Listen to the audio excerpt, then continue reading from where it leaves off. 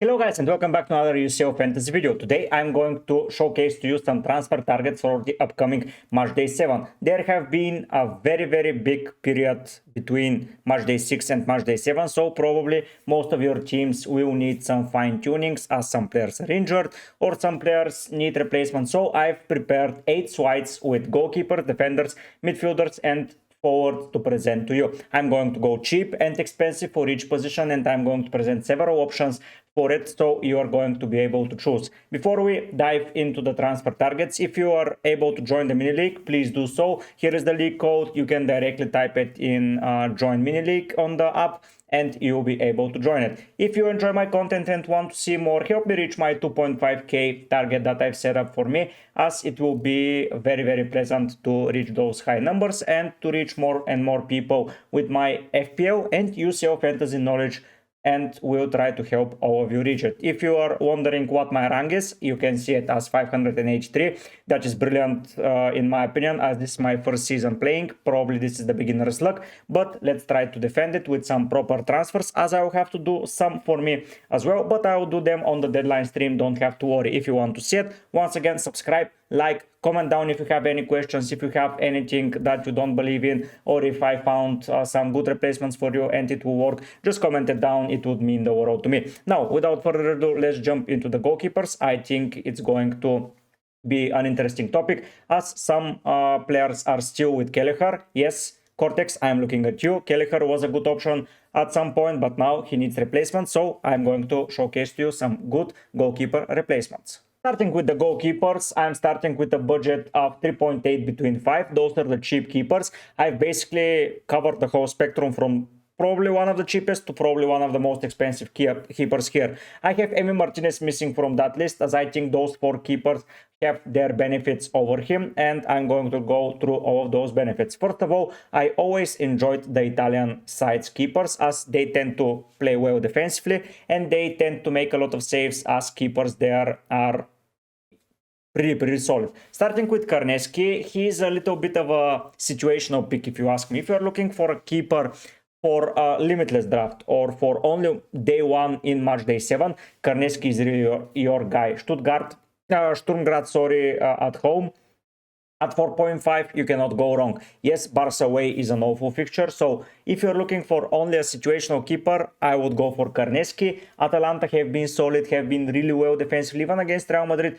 Even though they conceded 3 goals, I think they played pretty well, and Karneski was a solid shout out. Then we go to Kobel, who is the Dortmund keeper. He's 4.9 and he's a little bit more expensive at the end of the spectrum, but I think most of you will be able to afford him. At 4.9, he faces Bologna, probably one of the worst sides offensively. So even though it's away, I think Dortmund are really capable of keeping a clean sheet, and they face Shakhtar at home. So Shakhtar has a very solid benefit going at home because the weather is bad there, but now with the war I don't think they even play there. So yeah, Shakhtar is just a team that I would focus in most of the fixtures. So yeah, Bologna away and Shakhtar at home, I think 2 fixtures with a high potential of clean sheets. If you're looking for someone with a high potential for those 2 weeks, that is on the cheapest part of the spectrum, that is Israel from Sporting Lisbon, Red Bull and Bologna. Bologna already mentioned that they are one of the worst sides, and Red Bull are already out of the tournament, so I think both teams will be probably not so focused on UCL, as they have to fight in the domestic tournaments more. Israel has been solid under the bar. For Sporting, he has been rested in my opinion in the latest fixture in the league, but now in Champions League he will be trusted once again at 4 million for a keeper that can play in both fixtures. I think that's a steal. So if you're looking to replace a cheap keeper, Israel is your guy. Di Gregorio is another Italian keeper that I really enjoy. He faces Bruges and Benfica. Yeah, Benfica is not going to be an easy fixture, but Italian sides are so good defensively.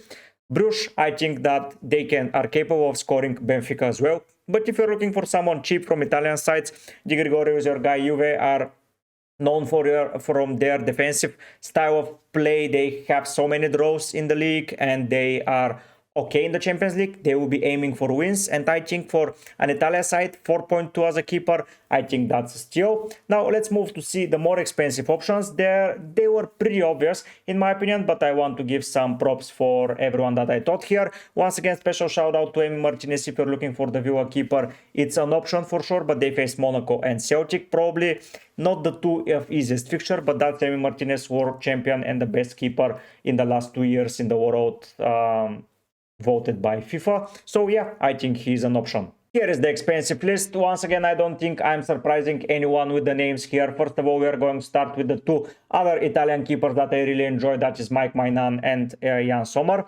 So with Maignan, he places for AC Milan. AC Milan are with a new coach. Yes, they have been conceding goals, but they face Girona and Dinamo Zagreb. I think those fixtures are pretty favorable for them, and I think that it's a pretty solid game in against Girona, who have not been very well offensively, and against Dinamo Zagreb, who are not very well offensively in my opinion also. And Maignan at 5.5, he is a very solid option. Probably the best keeper in the game for me is Jan Sommer at 5.5 against Sparta Praha, and then Monaco. Monaco is a difficult fixture, but Inter Milan are so solid. If you're looking for a really expensive keeper that is with a great fixture run and with a great defense in front of him, that is already proven and they have zero issues there, that is Jan Sommer. Sparta Praha, Monaco, once again, those teams, especially Monaco, can score, as they already shown against Barcelona. They are the only team to defeat Barcelona. So yeah, they can be dangerous, but at the end of the day, I really think that Sommer is just better than their attack. Then we go to David Raya, probably a great shout out to the, basically as good as a shout out as Mike Maignan. He has the fixtures but in a reverse order. Dinamo Zagreb at home and then Girona away. I think that Saliba is missing both games, but I don't think that those teams will pose a lot of threat. And still, I think that Dinamo Zagreb and Girona are not going to score a goal against Raya. Basically, if you prefer Milan, or you have a Milan defender, go for Raya. If you have an Arsenal defender, go for Maignan. That's my thought process, because they interchange and you can use them in both fixtures. The last keeper that I want to give a special mention here is Courtois. He is facing Salzburg and Brest. Two teams, Salzburg out of the tournament. I think I'm confused if it's Red Bull Salzburg or both teams, that Red Bull Leipzig or Salzburg, that are both out. I'm a little bit confused there. I tend to mix them up. But yes, Salzburg, I think Real Madrid are winning.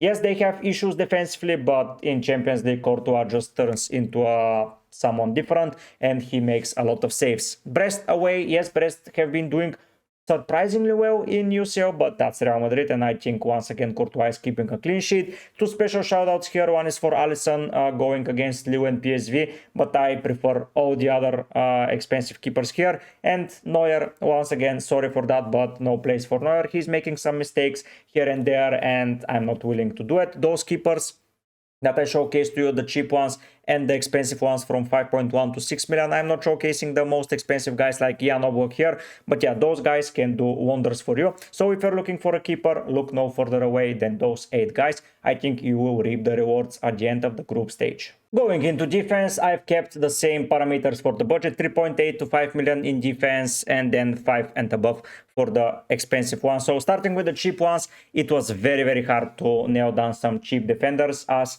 I don't think that's the way in this game, going for cheap defenders, but I managed to showcase to you some cheap defenders that you can fit into your team. Starting with Schlotterbeck, everything that I said about Kobel, that this is the time for them to start keeping clean sheets and turning their season around, it's the same for Schlotterbeck, but that's even boosted if you ask me. 5 million, Bologna and Shakhtar, he can score from a set piece.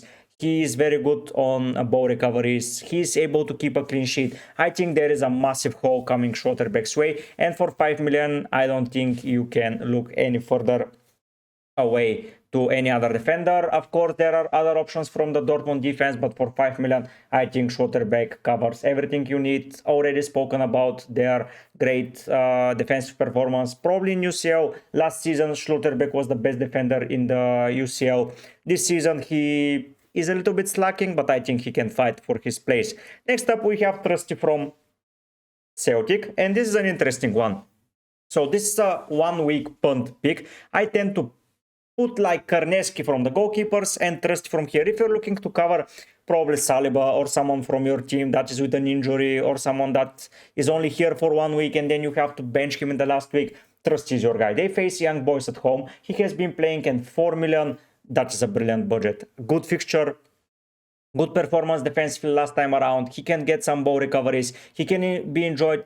He can be involved in the attack. So I think Trusty is a very, very good shout out for your defensive line. Aston Villa away is a fixture where you can just go and bench the player and be happy with it. You cannot go any lower in the budget, in my opinion. So 4.0 Trusty covers everything that you need. So yeah, I would still recommend Trusty as a player that you should go and pick and invest into if you're looking for someone for match day 7. If you're looking for someone for both games, Schlotterbeck is a far better pick. One other pick that is only for match day 7, that is Wagnumann.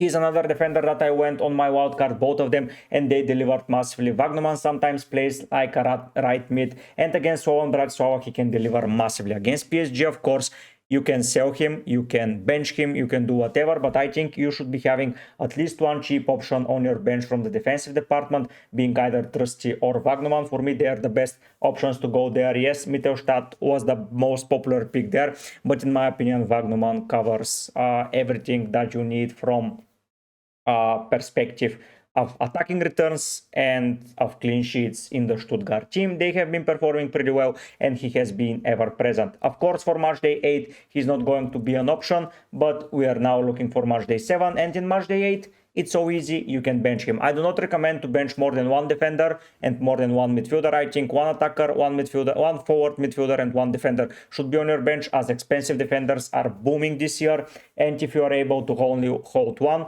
that would be the ideal place. And now the final pick was very hard for me. I didn't like anyone's fixture, so I decided to go for Kalulu. Another Juve defender. You're going to say why you don't go for Inter Milan players. Spoiler alert, you're not going to see one here or one in the expensive, because they rotate so much. I have not chosen any Inter other players than Sommer, because their rotation in UCL has to be studied. I don't know why, but Lisandro Martinez has started more games on the bench than on the starting 11 in UCL, which is bonkers for me. But at the end of the day, that's the manager's decision, and it seems to work, as they are very close to progressing into the next round. Still Kalulu, a new transfer from AC Milan at 4.5. Yes, you can go for Gatti, but Kalulu is cheaper, and you can use him against Bruges and against Benfica, so I think fits the criteria perfectly fine. Now let's go to the more expensive defenders, because there were far more difficult choices there, and I have some options for you that might interest you, and yeah, you can pick them. So going into the expensive defenders, I already mentioned that there are not going to be any Inter Milan players. Yes, Dumfries has been amazing as of recent, but is he starting? I cannot guess, so I'm not going to guess. A player that I think will be starting for sure is Hernandez from AC Milan. Girona and Dinamo Zagreb, the same as Gabriel, Dinamo Zagreb and Girona. Depends on which goalkeeper you have, you just pick the other player. Gabriel, great from set piece threat, he's starting no matter what, as Arsenal need to win those games in order to progress without going into the special round where they play between 9th and 24th place. So I think Gabriel will be starting. Theo Hernandez, have in mind that with Pulisic out of the side, Abraham got an injury, and Morata was suspended against Juve, so he will be back in UCL. But I think he is the prime candidate for penalty taker. So I would go for Hernandez as a penalty taker into the AC Milan team. If they receive a penalty and if he scores it, that's going to be lights out for the opposition. Girona and Dinamo Zagreb. Gabriel, once again, options. Now, we're going to one of the best defenses in the world. That's Liverpool's defense. In UCL, they have been amazing. I think they've conceded 1 or 2 goals only so far, which is an absurd number in 6 games. And VVD has been involved in all of those games. And as a captain, I think that he's not going anywhere. Lille and PSV, both fixtures may be looking a little bit worse on paper than Girona and Dinamo Zagreb, but I think VVD with the ball recoveries and with the clean sheet potential is massive. I'm not adding a set piece threat because Liverpool have been awful from set pieces this year, so he has a slight chance of delivering there, but yeah, for me, VVG fits the bill criteria, the criteria ideally. Oh my god, what am I speaking? The final guy here that I want to promote is Grimaldo, 5.7. Yes, he's facing Atletico Madrid, but in the final day, he has Sparta Praga, and owning Grimaldo has been one of the best decisions for me in UCL Fantasy. This guy is involved in attacking returns, in clean sheets, in everything he's involved. And at 5.7, I don't think you can go any more attacking. Yes, they might rotate something in the last day, which would be awful, but I really don't think so. I think Bayer Leverkusen will be playing, and even though they play against Atletico Madrid, I think they're capable of clean sheet, just like they did against Inter Milan in the previous week, and me owning Grimaldo was a really good decision in hindsight. You cannot count him as a very must pick for now, but for match day 8, if he starts, he's going to basically return so many points, and at the end of the day, I think that's ideal for fantasy for you. And if you're looking to invest in someone that you want to for sure start in match day 8, it's either going to be Hernandez, Gabriel, or Grimaldo. There were other teams such as Real Madrid that I didn't went with defenders like Rudiger here. Bayern Munich, I did not involve Kim, who is a very solid shout out. There is Frimpong, there are a lot of other players, but I genuinely think that those 4 players are the guys. I have not included Trent here because if they win against Lille, there is a high chance Bradley starts, but with Gomez injury, I think, and Konate needing a little bit of a rest, I think VVG will play in those fixtures. So at the end of the day, those 4 defenders for me sum up everything that you need in a defender. Hernandez hasn't turned up already this year, but it's time for him to start. So yeah, those are the defenders. Let's jump into midfield. The budget there changes, so we have a lot of options to discuss. In midfield, the budget changes from 4.1 to 6.9 because there are a lot more options that you can consider and you can rely on to. Starting with Gittens, another Dortmund player. I really think that those guys, for the cheap price that you are getting them, are going to deliver. Bologna and Shakhtar, it looks like green run of fixtures for me, and I think really think that Gittens can deliver. He has been one of the best players of Dortmund this season. Yes, compared to Adeyemi, he is not having such an explosive returns, but he is currently chipping up piece by piece those points, and I think he is in a good contention for owning both in match day 7 and match day 8. Then going for Kyun, he's another player that I added just because if you're looking for a cheap midfielder just to slot in your team, for example, you want to replace Tillman or someone like that who is out of match day 7. Yes, you can go for someone like Lukman, you can go for someone like Reinders. Yes, I've missed here Ulise, who is a good pick. Yes, I've missed several other players that can be considered good, but I think Kyun at 4.8, if you're looking only for a 1 week punt and then to be benched, Kyun for me should be your guy. Next up is Reinders. I'm a little bit hesitant if I should recommend this guy for you, but he plays as a cam in the Milan formation. He is 5.8. With Pulisic out of the side, he's not going to be pushed out of the side. Abraham is now injured, so that's a little bit more of injury issues. So Reinders for me start. Girona and Dinamo Zagreb, I'm not going to get tired of repeating that, but if Milan want to proceed onwards, they need to trash those sides, and Reinders for me should be involved in those goals. 5.8, he's cheap, so you can even take him out and then improve your attack or your defense depending on what you need. So yeah, he's a very cheap enabler. And the final guy here is probably one of the best options for the upcoming match day 7. That is Ademao Lukman. This guy is in an amazing form. Sturm Graz at home, I don't think it gets better than that. Barcelona away, it's difficult, but if we compare his performance against Real Madrid, and if he can replicate a little bit of that against Barcelona, I think he is a really solid shout out for picking him. I'm not too keen on going for him because I think there is another way to do it with Atalanta players, but if you're only looking to replace a midfielder and for 1 week punt, Lukman is your guy. 1 million %. As I mentioned, I missed a guy, Ulise, he almost made the list, but Bayern Munich tend to rotate. I don't know what to expect from them in midfield, so I did not want to mislead you, but all of those guys I think are now starters and should be doing wonders for you. Looking at the more expensive options from 7 million to 10.1, we have probably the best players in the world currently, 3 of them for sure.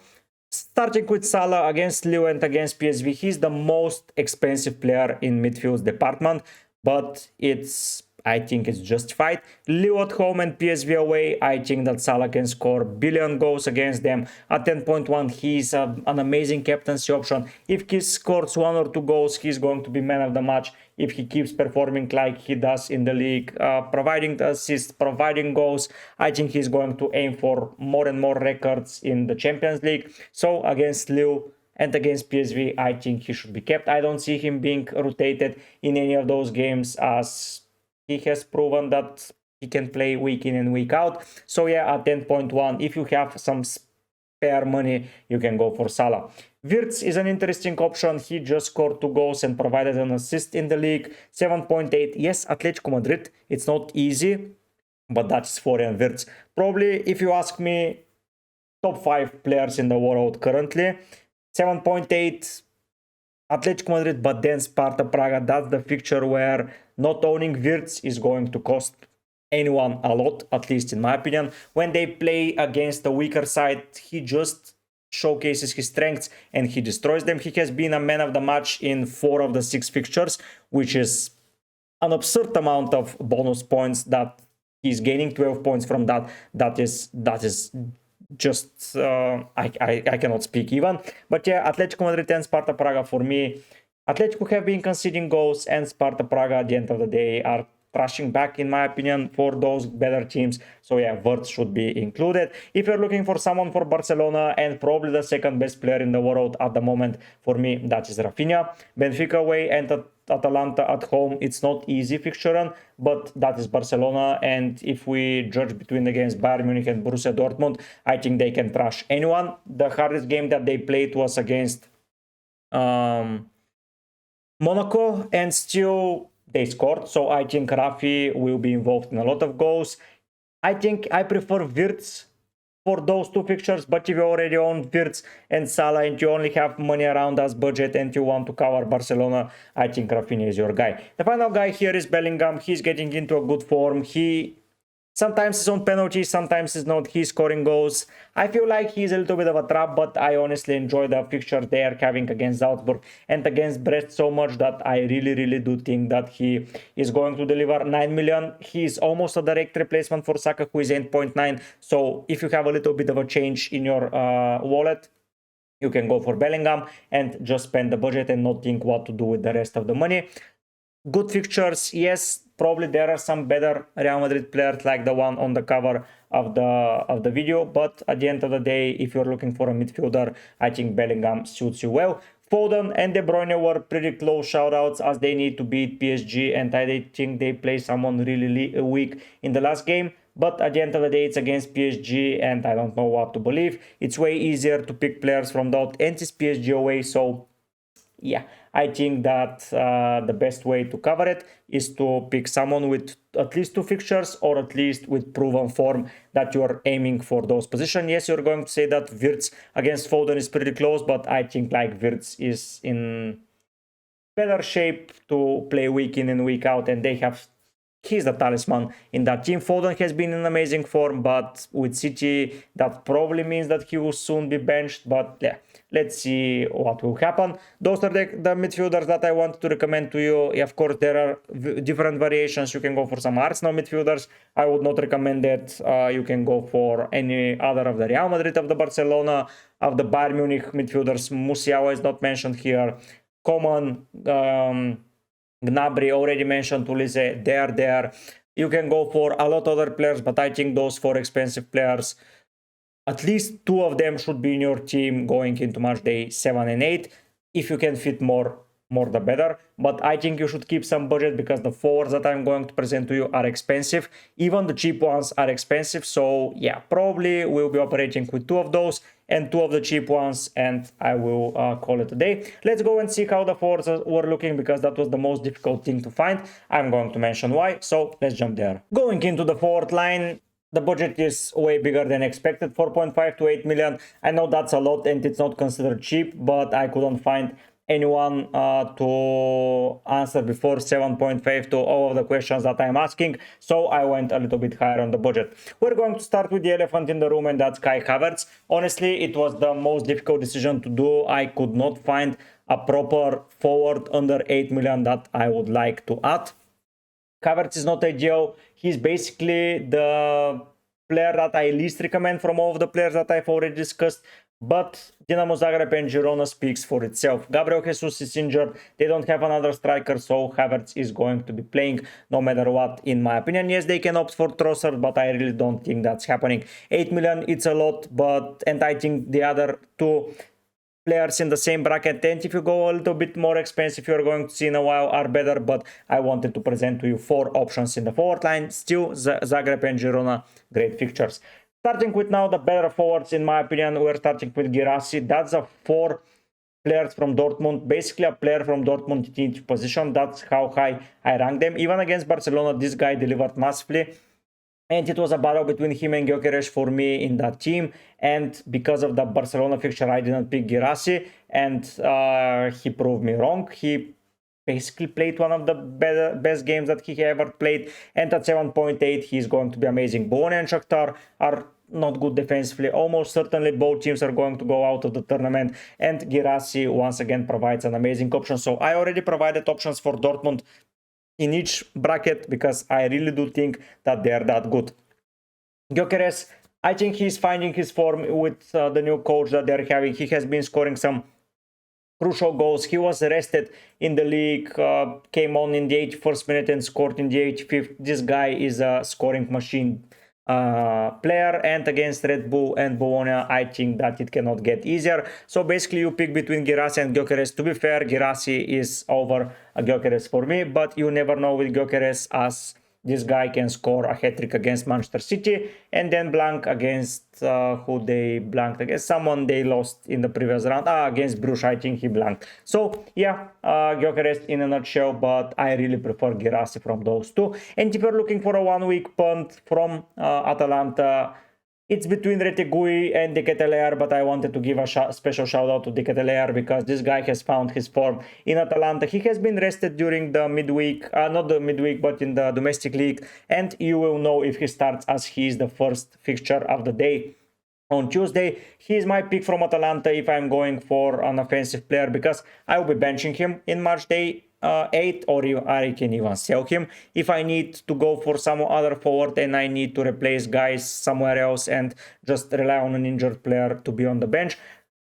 He's an option against Barcelona. I don't know if he's going to return a lot of points, but against Sturm Graz, and if we're lucky, without an injury to any other of my players and without a suspension, he will just be on the bench, as I really believe that you need to have one midfielder, one defender and one forward on the bench on the last day, as all of the lines had its benefits, and the forwards, if they don't score a goal, they basically don't get anywhere points from. So it's pretty hard for them to be into consideration. So yeah, De Ketelaere, amazing. Sturm Graz and Barcelona bench, really solid. Now going into the forward line for the expensive players, I could have recommended to you basically 8 guys here, but I wanted to limit myself to 4. Special shout out to Vini Jr., who is an amazing option. Special shout out to Haaland, who is getting back into form. Special shout out to Robert Lewandowski, who is an amazing forward, and he barely missed the list here. Am I missing someone? Probably I'm missing someone. Yeah, Gakpo has been performing pretty well for Liverpool. So a lot of players could have been recommended, but I wanted to showcase to you some of the players that I prefer. If I'm going for a Real Madrid player with the form that he is in, probably I would go for Mbappe. 10.9, he's a little bit cheaper than Vini Jr. and I don't know who is on penalties with them, but in the league he just scored 2 goals or 3 goals, something like that.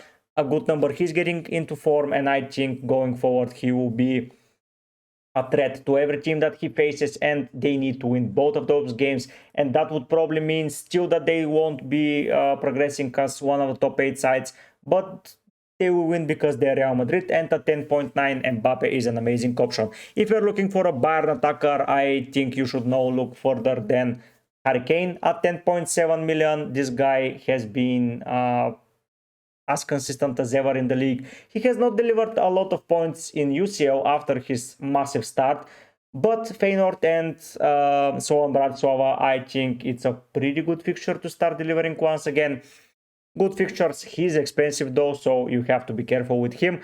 Musiala, Ulize are cheaper options, but Harry Kane is expensive for a reason, and that reason is because he's that good. Rafa Leao, another team that I recommended all of the positions from is AC Milan, because I think they have those cheap players in those positions that can give you the most points. 9 million, sorry, Girona and Dinamo Zagreb, great player.